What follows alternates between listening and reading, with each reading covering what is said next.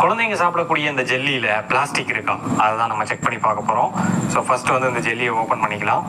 So அந்த ஜெல்லியை என்ன பண்ணணும் அப்படின்னா இந்த மாதிரி ஒரு துணியில் இப்படி வச்சுட்டு அதுக்கப்புறமா இந்த ஜெல்லியை வந்து நம்ம இப்போ வடிகட்ட போகிறோம். நன்கு வடிகட்ட வேண்டும். ஸோ இதை வடிகட்டி நம்ம எடுக்கும்போது இதில் இருக்கக்கூடிய இயற்கையான பொருட்கள் எல்லாம் வெளியில் வந்துடும். ஸோ இப்போ இந்த துணிக்குள்ளே பிளாஸ்டிக் இருக்கா அப்படின்றதான் பார்க்க போகிறோம். அட ஆமாங்க, நிஜமாவே பிளாஸ்டிக் இருக்குது. என்னடா சொல்ற?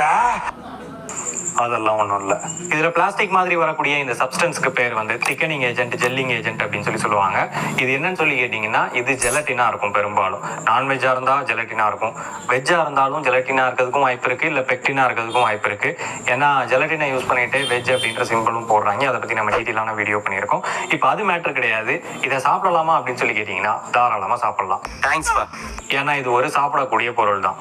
இதை தாண்டி கெடுதலாக இருக்கக்கூடிய ஒரு பொருள் இந்த